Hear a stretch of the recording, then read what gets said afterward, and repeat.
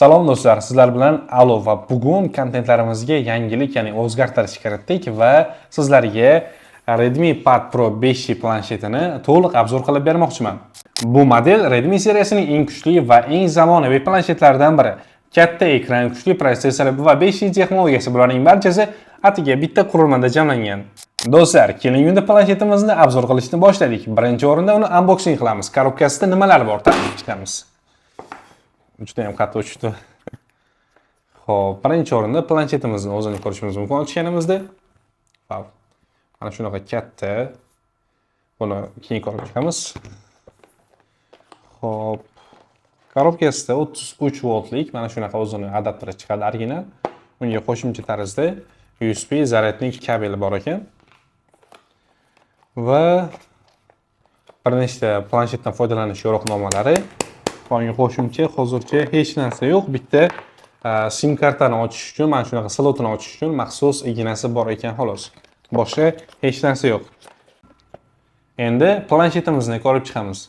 Do'stlar, birinchi taassurot dizayn. Qurilma juda ham sifatli ishlangan. Metal korpus, ingichka ramkalar va zamonaviy dizayn.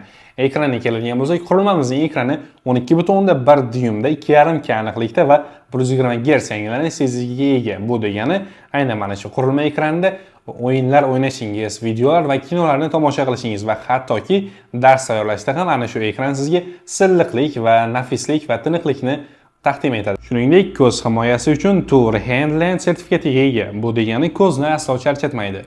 Do'stlar, endi esa qurilmamizni ishlash va tizimini ko'rib chiqamiz. Qurilma ichkarisida Snapdragon 7 Gen 2 protsessori joylashgan 4 nanometrik texnologiyada ishlab chiqarilgan kuchli chip. Bu esa ilgarigi ishlab chiqarilganlarga qaraganda 50% ga tezroq ishlash va o'yinlarda esa 2 barobargacha kuchliroq grafikani sizga taqdim etadi. Redmi Pad Pro 5G planshetimizda do'stlar ko'rishinglar mumkin operatsion tizimi HyperOS, interfeysi juda ham qulay, silliq va Xiaomi ekotizimiga moslashtirilgan. Ushbu qurilmaning yana bir afzalligini aytib o'taman. Aynan bu qurilmada Wi-Fi 6E va 5G texnologiyasini qo'llab-quvvatlaydi. Bu degani deyarli siz o'yin o'ynayotganingizda, ya'ni onlayn o'yinlar bo'ladimi yoki streaming qilayotgan vaqtingizda hech qanday kechikishlar deyarli sezilmaydi. Bu qurilmaning yana bir afzallik tomonini sizga yoqadi deb o'ylayman. Do'stlar, keling endi Redmi Pad Pro 5G qurilmamizni batareya va zaryadlash unga qo'shimchasiga esa audio ovozlarni sinab ko'ramiz. Aynan bu qurilmamizda, Redmi Pad Pro 5G qurilmamizda eng katta jihatlardan biri, unda meni hayron qoldirgan jihati, endi planshetda bilmadim, shu paytgacha planshetni hali obzor qilib ko'rmadim. Eng katta jihati 10.000 mAh katta hajmdagi batareya o'rnatilgan. Bu degani taxminan birorta kinoni yoki videoni ko'rib qolgan taqdiringizda 14,5 soatgacha bemalol 14,5 soat atrofida bemalol zaryadi yetib beradi o'sha daqiqagacha va unga qo'shimcha tarzda 33 voltlik mana shunaqa super charge texnologiyasi o'rnatilgan. Bu degani aynan mana shu planshetni zaryadga qo'yganingizda 1,5 soat ichida aynan mana shu qurilma 100% zaryadga to'ladi degani.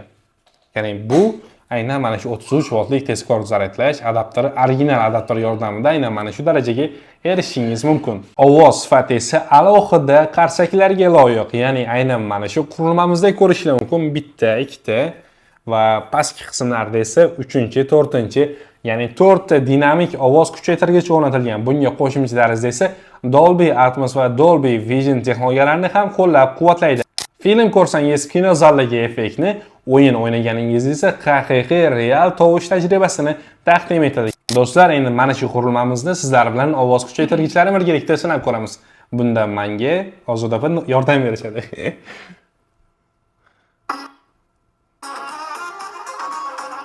Ovozni ko'rishlar mumkin, qanchalik darajada baland chiqyapti.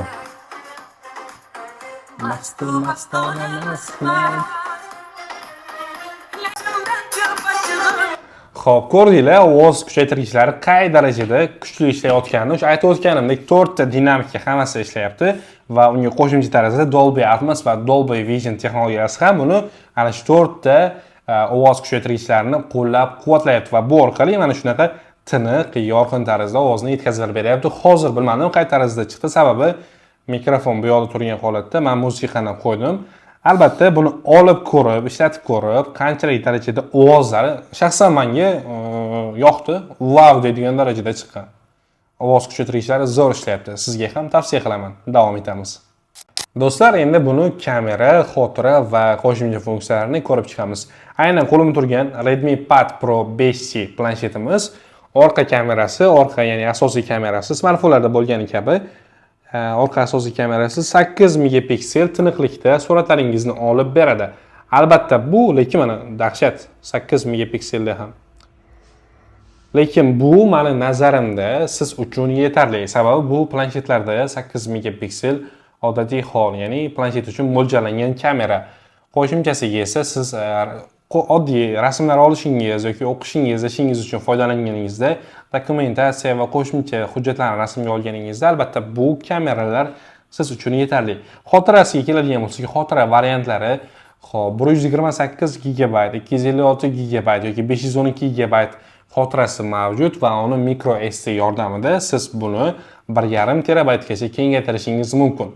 Shuningdek, do'stlar, aynan mana shu qurilmamizda Xiaomi Interconnectivity funksiyasi bor. Bu orqali siz aynan telefon, planshet va notebook o'rtasida fayl va klipbordlarni hech qanday muammosiz osonlikda, tezlikda almashish imkoniyatini sizga taqdim etadi. Aynan bu qurilma uchun foydali bo'lgan aksessuarlar va qulayliklarni ham siz uchun foydali bo'lishi uchun aytib o'tay. Aynan Redmi Pad Pro 5C planshetimiz uchun maxsus foydali bo'lgan qurilmalar, ya'ni aksessuarlar ishlab chiqarilgan. Ulardan ikkitasini sanab o'taman. Ulardan biri Redmi Smart Pen bo'lsa, yana ikkinchisi esa Bluetooth klaviatura hisoblanadi. Aynan mana shular sotuvda mavjud. Ularni ham xarid qilib qurilmaga o'rnatgan holatda bemalol o'qishingiz uchun, ishingiz uchun yoki ish vaqtida planshetdan foydalanmoqchi bo'lsangiz yoki ko'proq suhbatlar yoki hujjatli ishlarni bajarayotgan vaqtingizda klaviaturani ulab olib yoki qandaydir surat chizayotgan vaqtingizda yoki qanaqadir dizayn bilan ishlayotgan vaqtingizda bemalol planshet uchun maxsus smart penni olib turib, shundoq qilib dizaynlaringizni yoki ishlaringizni yengillashtirishingiz mumkin. Lekin eslatib o'taman, planshetdan tashqari holatda aynan mana shu aksessuar va qurilmalar alohida sotiladi. Xulosa qilib aytganda do'stlar, aynan bugungi yangiligimiz Redmi Pad Pro 5C planshetimiz o'qish, ishlash, ijod va ko'proq o'yin o'ynamoqchi bo'lganlar uchun juda ham mos va universal variantlardan biri hisoblanadi.